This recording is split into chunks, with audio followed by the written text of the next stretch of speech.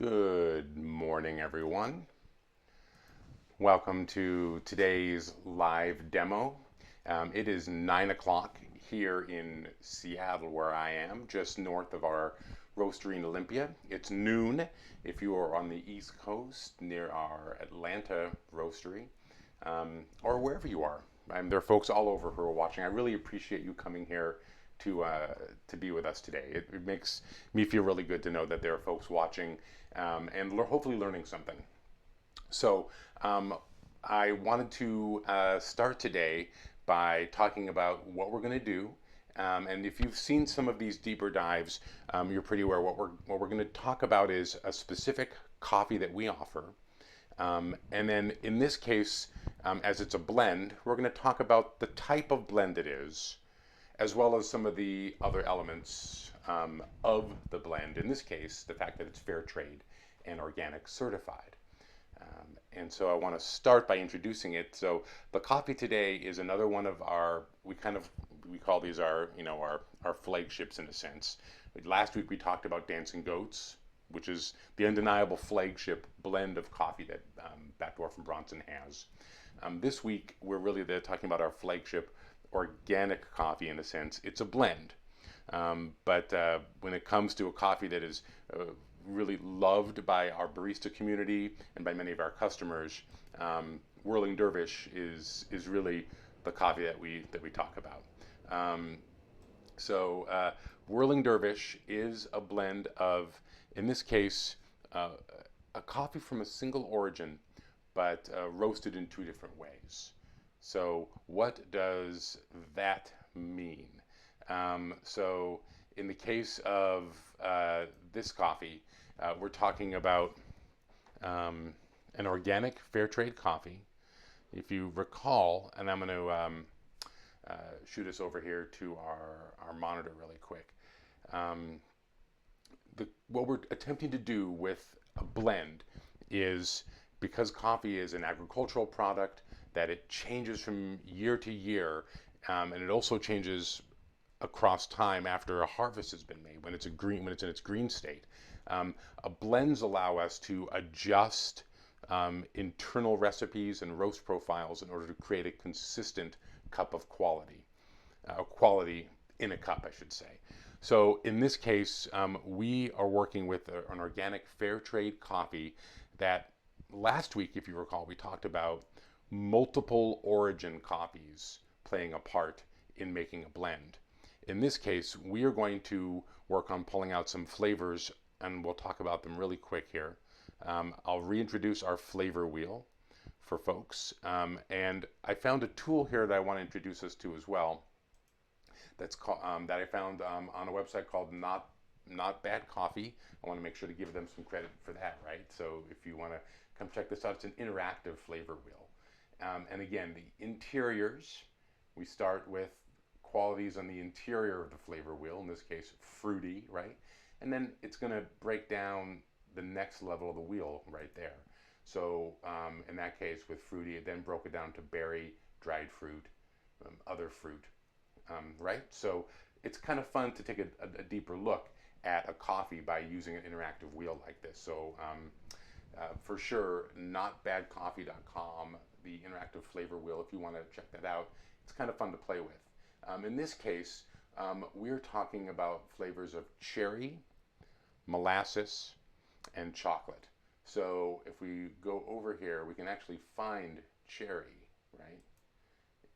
And in cherry, take a look at what we're talking about here.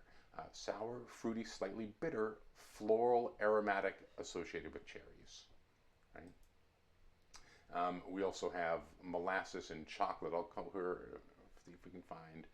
We have cocoa. I don't see chocolate per se. Let's see what we have here. Here's chocolate, right? It's a subcategory of cocoa. So here's an important thing to think about when we're talking about chocolate, as opposed to saying cocoa when we're describing a coffee. In this case, look at those words, cocoa butter. There's dark roasted aromatics as well, but the cocoa butter I want to hold on to because of a sensual quality that it brings to a coffee in relation to body. But you'll see there, if we take a look back at our at our coffees here, pull up the flavor wheel as well. Um, we're definitely in a zone of flavors, right? So you can see that we have a darkness represented here.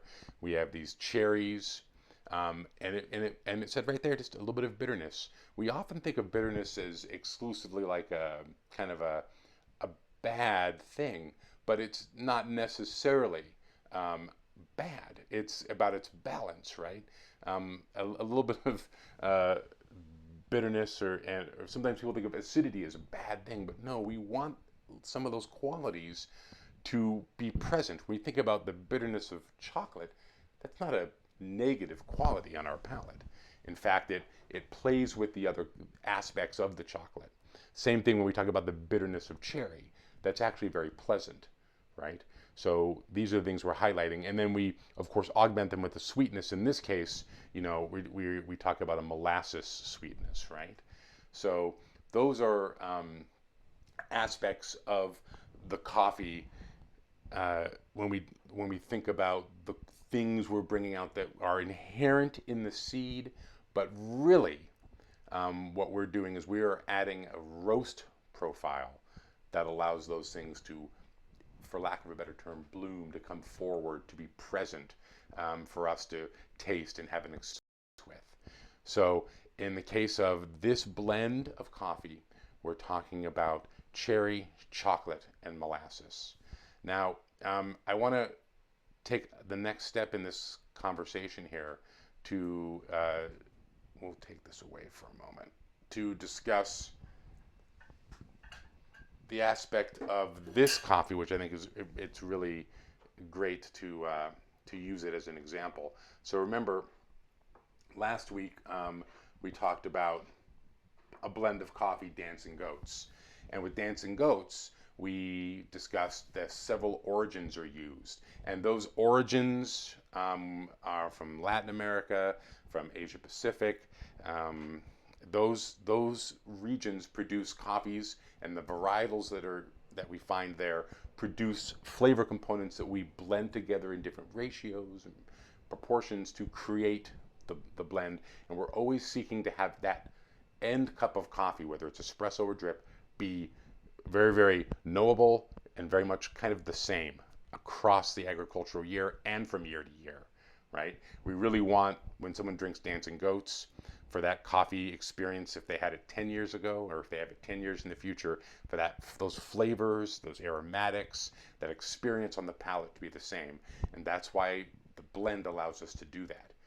We love and celebrate our single origins, of course, because they're unique. They're snapshots in time of a farm, of a practice that was used in the processing of the coffee, and we love those.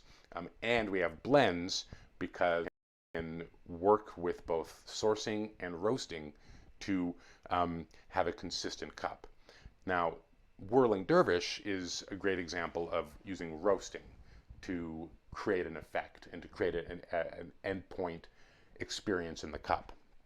In this case, we're using a coffee which is a single origin organic fair trade coffee, and it's a blend because we actually apply two different roast profiles to the same coffee, and then we adjust the ratio to get the right balance of the two different elements of the coffee that we're bringing up based off of the way we've roasted it, right? So what I did was, here's the blend itself. You pull it right up to the camera there, you can get a closer look at it, right? So that's just pouring it straight out of our lovely 12-ounce bag here. And then I took some and I separated out. And you can hopefully tell, my light's good enough here, that we have a lighter roast and a darker roast, right? So it's the same coffee. We have simply roasted it to two different roast profiles in order to highlight different elements of that coffee. You know, when we return to our flavor wheel, we know that bound up within that lovely little seed are all these different elements that we're trying to capture, right? And Oop, right in front of my face. And so what we are really wanting to do is highlight the different components based off of what the roasting can do. There are things inside of that seed which are genetic or are an aspect of the terroir, right? Well, the rain was like that season. When the coffee was picked, its ripeness at picking, and then also its processing. We don't really have any control over those things other than through Bob's work in sourcing the coffee, right? But what we absolutely have the ability to control is what we do with the coffee once we have it. So I'm going to switch over to the monitor here, and I want to direct you. You know, often when we go to the monitor, I want to show you where our copies are on a page. But in this case, I'm going to go to a blog post that we have, which I'd love to direct you to, and we'll put it up in our in our comments here. So the blog post really talks about the best coffee roast, right? So often when folks are talking about the coffee they like, they'll refer to, you know, how is your, or one of the questions they'll ask folks in outreach is, what's the best roast for coffee? And our answer is, you know, as you might guess, you know, it kind of depends. It depends on what you're looking for in a coffee, because we roast across a spectrum. As you could see in that blend right there, we have a coffee that's been roasted in two different ways, and then we combine it to create a unified cup of coffee. But you know, really, the determination for you is to go and do some. Read this article here, please do, on when you have a moment, and we talk a little bit about what occurs at the different levels of roast. So we break it into three categories. We talk about light roast, medium roast, and a dark roast. And again, it's a spectrum. And then as you look at that, you'll see that different elements come out of a coffee, regardless of its origin, at different levels of roast. And what we're attempting to do with a blend like this, again, is use a coffee that we think has a lot of potential, and that we can move through those different levels of roast and highlight different qualities that we can then represent in the cup. So I would absolutely recommend that you take a look at this post here. I'm going to go back to our cell cam here and take that away. Actually, I'm going to try and do this. Here we are. That's better. And we'll move that away. Don't need the flavor wheel right now. Position this a little bit better. So you will recognize now I'm using the method that I think is really great for folks as they're getting into enjoying coffees, whether they're blends or single origins, and that's the this clever dripper. And I'll talk again why I love the clever dripper. As people move up into brewing at home and really learning to capture different elements of oh, hi Lania, nice to hear that. Yes, many people's favorite blend, this one, because of those dark roast qualities that we get out of the coffee. So looking at the clever dripper, you'll see it looks like a Melita, and it uses in this case a number 4 Melita filter. But the special thing about it is that it actually is an immersion brewer, which means that we're going to pour the coffee in, and it's going to stay in immersion while the flavors are extracting. And then we will release the coffee all at once. So as opposed to a dripper or pour over where you're putting water onto the coffee with a little bit of agitation, and the motion of the water moving down through the coffee is pulling the flavor out, and we adjust our pour rate and other elements in order to capture the right things we want from the coffee. This is a little bit easier to do, but then so it's like a French press in that sense. You put the coffee in, you put your water in, and you wait, right? And the immersion is what does the brewing. But it brings in the additional element of a paper filter, which I think is, and this is why I call it kind of a nice transition coffee into home brewing, where you now add in that filtration with the paper, and you'll start noticing that it creates a different experience on your palate, and maybe one that's even more recognizable with a coffee blend like this. So last week you might remember that we talked dark roast coffees, the component of dark roast within our dancing goats. Now, as you might guess, because we have a higher representation of a darker roasted coffee in this blend, we're going to do the same thing we did last week, which is that we're going to lower the temperature of our water going into the immersion, because darker roasted coffee, a little more brittle, a little more porous, which means that it's going to, anything that we extract from it is going to come out easier, right? That then means that we have to moderate the way we're brewing the coffee so that we don't pull too many of the things we don't want. What we want is sweetness. We want flavor notes, like chocolate and molasses. We want the nice aspects of the acidity, and a little bit of that bitterness, just a little bit, right, to balance those things out.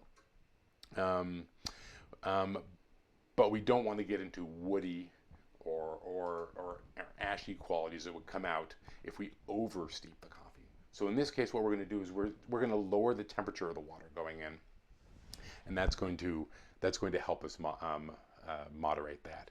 So I'm going to go ahead and add water to my coffee here. You see I'm using a scale. I'm using a 1 to 16. So I'm going to go up to about 450. I'm just doing a little bit of, see, it's a little bit more forgiving in that.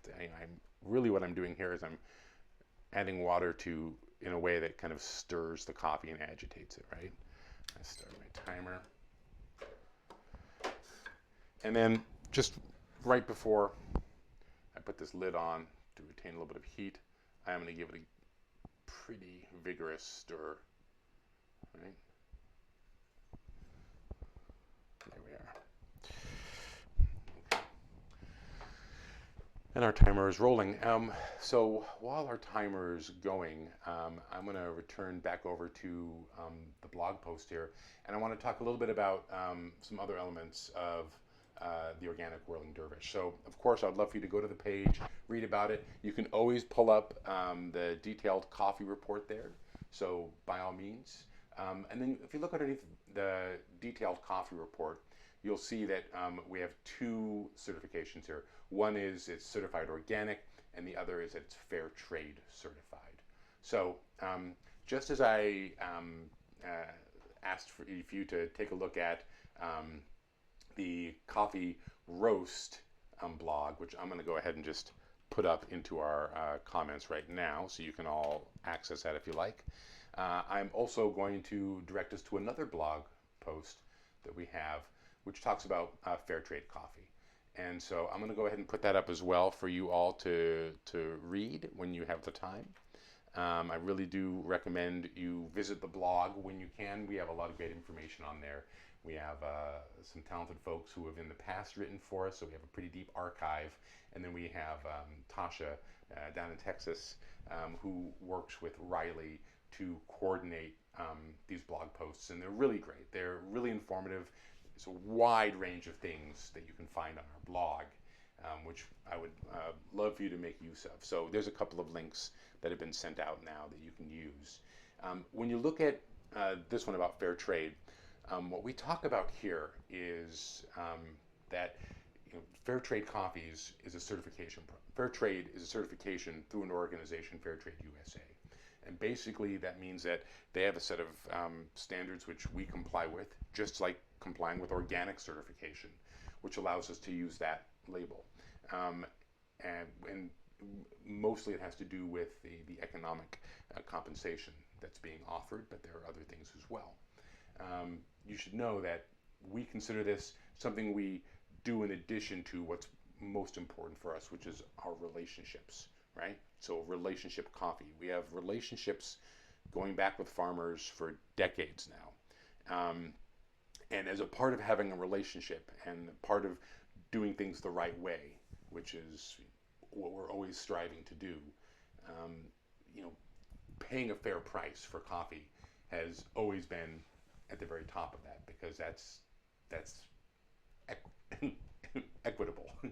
They are working very hard to produce this coffee. We are asking a lot of the coffee, and we're seeking very specific coffee. And farmers work with us to take feedback and to create coffees and to send us samples that hit that spot that we need it to be at. And so a fair price has always been central to that, meaning that we're always, above fair trade prices in our coffee. But that doesn't mean we should not also seek certification where certification can be had, specifically if we're dealing with co-ops that work with fair trade exclusively. We want to be able to support that as well. So fair trade is something we do in addition to maintaining relationships across our coffee. Another fair trade coffee I would point out, and this is again getting into single origins, is organic Costa Rica Terra del Fuego. Sorry, Cerro del Fuego. Terra del Fuego. Great. It's only live, whatever. So I got to go down to Costa Rica and visit our friends at Orca, and it was a great experience to go and be a part of that relationship. So this is again a relationship coffee. I don't know if I can get these up on the screen here. So just a shot of the area around the processing facility that Efe Orca has. So beautiful day, of course, and that is where the trucks will come in to the processing center. Bad shot there. So we've had a relationship with these farmers going back over a decade now, and that relationship exists because of the work that's done in going down to origin, right? It's built up through meeting folks directly, having face-to-face relationships with them. And, what was great, there's your coffees drying there at the same facility. And, these are the relationships we're talking about. There's Bob. These go back like years and years and years. This is a water tank, or a tank that receives the coffee. Again, the aspect of price has always been there for us, and that's something that we really like to communicate with our customers. When people look at the coffee we're buying, we have to know that behind the coffee is a relationship, and as part of that relationship, price always has to be a consideration, and that means a fair price, a price that allows farmers to continue to do their work so that they are able to be paid above the cost of their labor, right? Costa Rica is a special case because they have lots of pretty strong and stringent rules around the coffee trade. But a lot of places where we source coffee, the coffee roasters, the people sourcing the coffee, kind of have to sometimes make up for maybe some of the controls. And you'll find that across several other relationships that we deal with. So that's a single origin coffee. Coming back to our organic Whirling Dervish, I have actually finished brewing the coffee. And I have it now here. I've remembered both my vessel for extracting the coffee and my mug. Sometimes I don't remember the mug because, I'm rushing around in the morning. And I can't, of course, fall back on the old joke that I haven't had my coffee yet as I'm rushing around to do the show. I often have had my coffee as I'm rushing around to do the show. I just, I get a little harried. So this is a cup of our Whirling Dervish. I want to remind everyone that you can, of course, here it comes. See if I can do it out of the way. Boom, there it is. Our coupon code for watching these live videos. You use the code WatchAndLearn10, and that allows you to get 10% off of your purchase. I would ask you to use the links that were sent out for the blog posts and read up on some of those subjects. I really would ask you to avail yourself of that. I mean, it's there. It's for you. It's for our customers. It's for the community that we build out of our cafes and out of our roastery. And this is a great time to read up a little bit more and learn a little bit more about some of these issues, about both organics and about fair trade and about the relationships that are built. We have a relationship with you. I'm talking to you right now, and I appreciate the fact that you're taking time out of your day to watch this, whether you're watching it live or watching it later in the day. The 10% discount is a way to say thank you for that, and it's also a way to hopefully incentivize you to hop onto the website and take a look at some of those articles and then ask questions. You can connect with us directly there. You can always ask questions in the feed here. I'll go back through and see. I don't have any questions from folks at this point. Just yes, my favorite blend too. Actually, it's not my favorite blend. I like it, but I love Dancing Goats. But this is a great coffee as well, and it's a great example of how we use roast to affect a blend, to take a coffee, use two different preparations in the roasting process, blend them together in the right proportions, and then create a cup of coffee that is able to capture those things we want from a darker roast, and then balance it with those things that we can capture from the same coffee by applying a slightly lighter roast. You know what? When I love this coffee, I'll tell you right now. It's just before in the fall, right? Because of that darker roast component. For some reason, in the fall, I love this coffee. And then the funny thing is, we then usually create a holiday blend around the same time as well. So I'm competing because if we didn't have a holiday blend, this would be the coffee I drank probably through the winter. And then my palate usually kind of lightens up as we get into the spring and the summer, and then switches maybe towards more Africans at that time as well. But anyway, I hope you enjoyed the coffee talk with me today. I hope you learned something. I hope you go to the website and use, by all means, those resources there in our blog. And the blog goes back, gosh, there's stuff in there from almost 15 years ago, articles. So you can also kind of listen to our voice across time, because what we learn is always changing as well, just like what you learn is changing. So I hope this has been enjoyable for you. I look forward to seeing folks tomorrow. I think Bob and I are maybe working on a cupping tomorrow. We'll post tonight if that's going to be the case. And then we have more great content coming out from both Brendan and Ben this week as well. So please check back in tomorrow at 9 a.m. And also check back in tomorrow at 1 o'clock our Pacific time, 4 o'clock Eastern time. Brendan will have a show here on Wednesday. Wednesday is kind of the big day. And then we're also working on a tour of the roastery with our friend Jim in Olympia. So I'll be talking with him today. We might be able to pull that off on Thursday. I don't know yet though. So, but we would love to get folks in and to see, to see the roastery. Often I spend time actually giving roasting tours. Obviously I'm not doing that now because the roastery is kind of locked down. But Jim is one of the folks who can go into the roastery.